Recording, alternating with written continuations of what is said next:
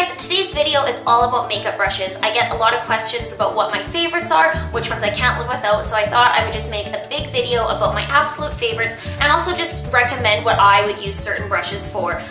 With that said, you can use any makeup brush for anything you want. Just because something says that it's a blush brush doesn't mean that you might love it for foundation or vice versa. And so my recommendation is just experiment. If you think something might work for a certain area of your face, just go for it. You know, no rules. Let me get right started. My first must-have brush is a flat top foundation brush. So you can see here that all these brushes are completely flat and it really allows you to buff the foundation into your skin.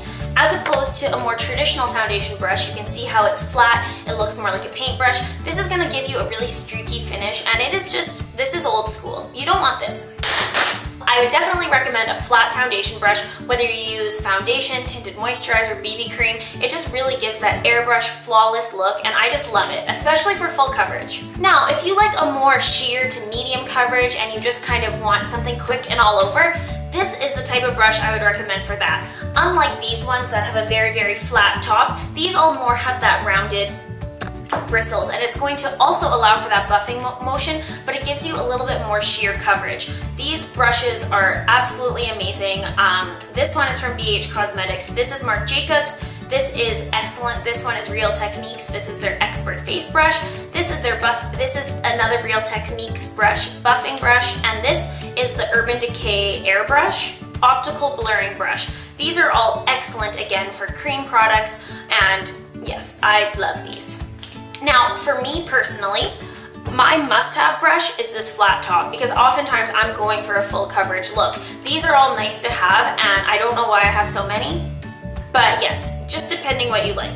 With that said, what I like about these brushes is these are a little bit more multi-purpose than those flat brush ones. This can be used for bronzer, blush. All of these can be used for any product you want, and they're gonna blend really nicely, whereas a flat brush is really designed for a cream product. So yeah, I would definitely recommend this type of brush if you're looking for something multi-purpose. Maybe you don't wear foundation every day, and I would definitely recommend this if you're really into makeup, you always wear foundation. It's just preference, right? My next must-have brush is one of these kind of domed, really, really dense brushes. I like this to apply powder. And the reason why I don't like something like this, which is a more traditional powder brush, is because I don't powder my entire face. The only places I like to powder are the places that I need a little bit of extra coverage. And I find that using something like this allows for a little bit more precision. So these are both excellent. This one is from Tarte. I love to use this with their Airbrush Powder Foundation, and then this one is from Ecotools. They are both excellent, and this is my must-have for powder. If you don't have problematic skin and you do just kind of want to mattify, I would recommend something like this. Speaking of this powder brush, I still love this brush, I just don't use it for like a face powder. What I use it for is more of an all-over bronze. So this one is from Sigma, it's called their large powder, and then I also like this one, which I got in a crown brush set. It doesn't have a name on it, but when I'm just like rushing out the door, I'm not doing any contouring, and I'm just giving a quick all-over bronze, this is the type of brush I like to use. Is this a must-have for me? Meh, I don't know. Yeah? No? Don't know. Sure, yeah. Like I just said, I don't do an all-over powder, I just do specific areas, and one place that I never forget to powder is under my eyes. And my favorite way to use an under eye powder to kind of set that concealer is a brush like this. Some of them are a little bit tapered at the top, but they're very, very soft, and I just love to press that into the skin. I like that they're all a little bit smaller so it fits into that area nicely. This one is from Real Techniques. This is their contour brush. This is also from Real Techniques. This is their setting brush. This is from Sigma. This is their highlighting brush. And this one is from e.l.f. This is the blush brush. So you can see that basically this is the only one that's actually meant to be a setting brush, but I love all of these a lot for just right under there, you know?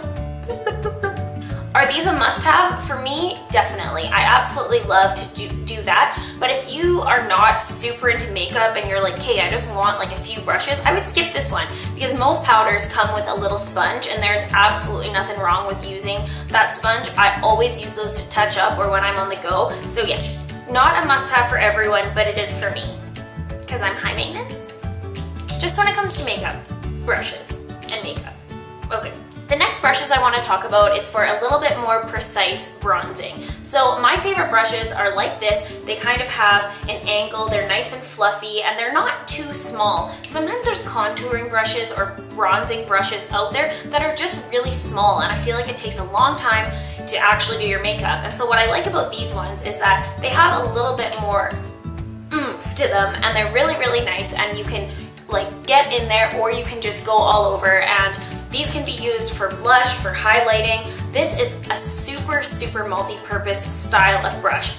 This is 100% a must-have, just something that can be used. This could be used for powder, bronzer, blush, just setting your under eye. I would definitely recommend a similar brush to one of these. This is the Real Techniques cheek brush. This is the Sonia Kashuk number 17, this one right here. And then this is the NARS number 21.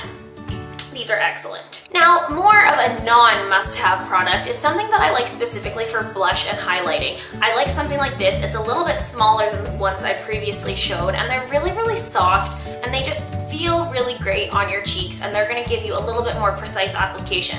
This one I also got in one of those crown brush sets. And then this one is from e.l.f. and this is the angled brush blush. So this brush here is like $2 or $3, and these are both awesome, and I love them for blush, and then I go in right afterwards with highlighter. And not a must-have because you can definitely do blush and highlighter with other brushes, but they're nice to have.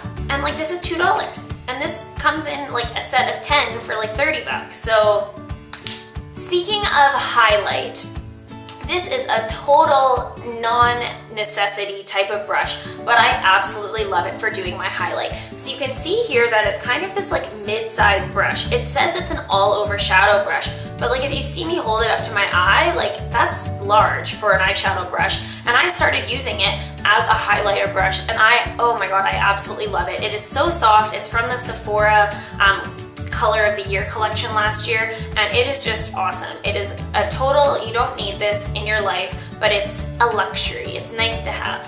I am a huge fan of cream blushes, and so I love stippling brushes. It puts the perfect amount of product on your cheek. You're not gonna look overdone, and these are both awesome. This is the e.l.f. small stipple brush, and this is the Real Techniques stipple brush. These are total must-haves for me because I love cream blush. If you love cream blush or cream highlighters, I would definitely recommend investing in a stippling brush like one of these. And if you don't like cream products, then you could skip this, but I absolutely love it. It gives you a much more natural finish than the alternative to something like this. This is also kind of one of those flat style brushes, but when it doesn't have this duo fiber, it's going to be a really dense application. So stippling brushes, must have for some.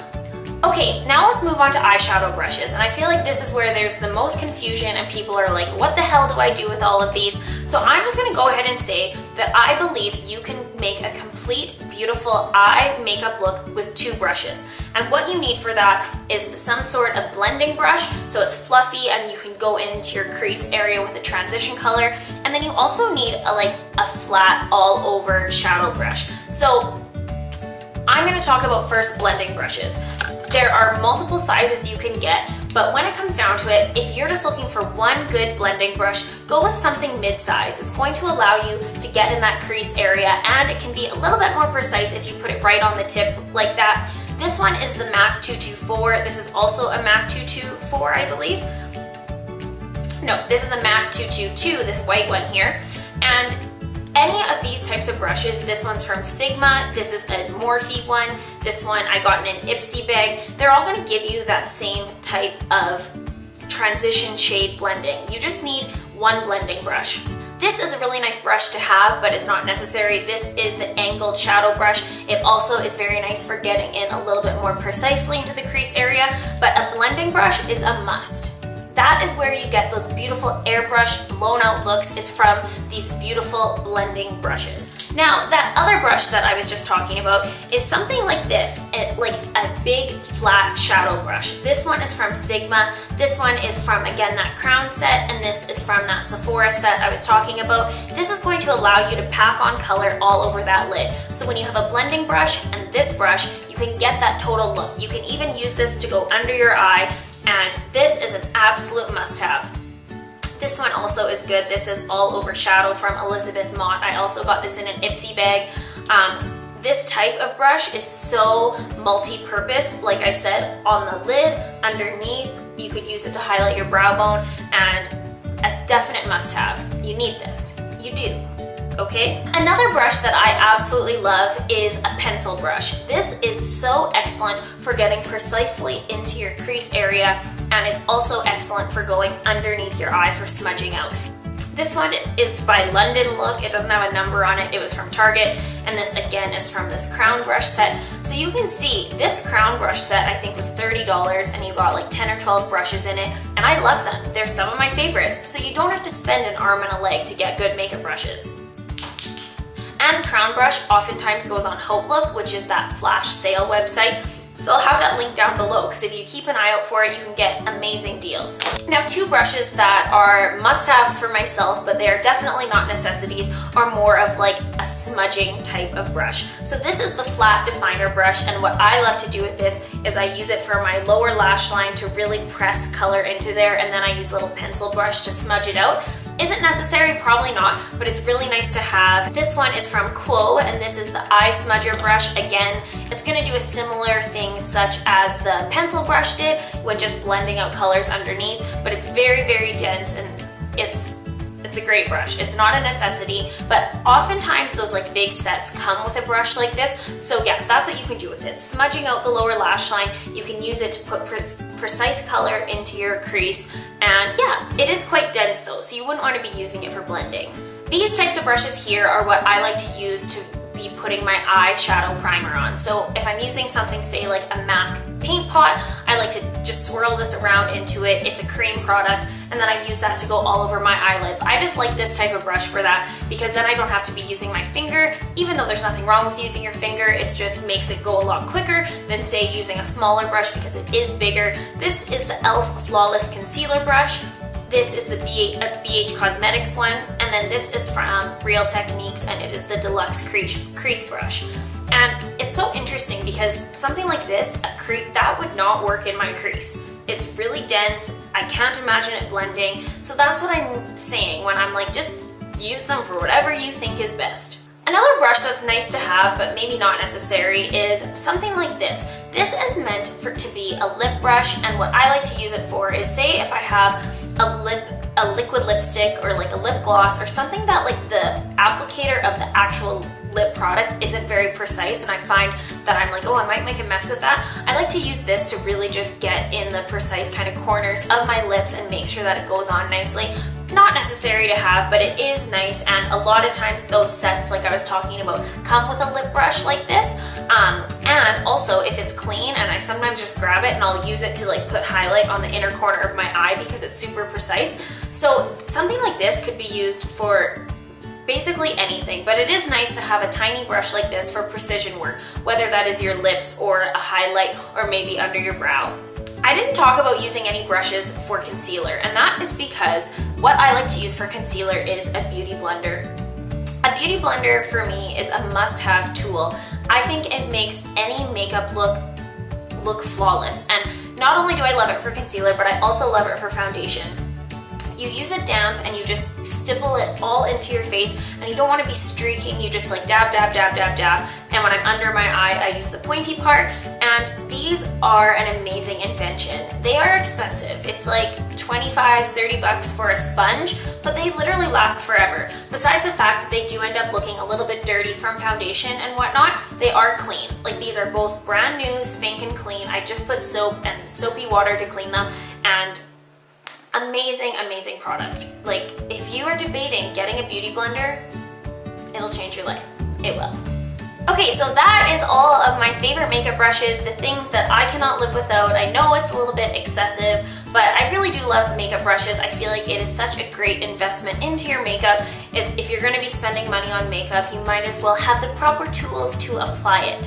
So with that said, if you liked this video or found it helpful, please give it a thumbs up. Please subscribe, it means a lot to me. And make sure you follow me on Instagram. I will leave my Instagram below, and I hope you're having a great day. Bye!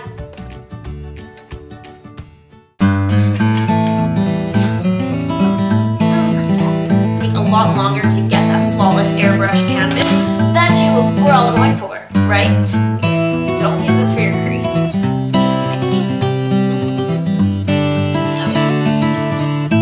liner, like a, what am I trying to say? No, throw this out. Have I repeated myself? And these are ones that I forget what I was gonna say. Definite. I literally love them. Like, okay, why am I getting so fan of cream blushes and cream, like,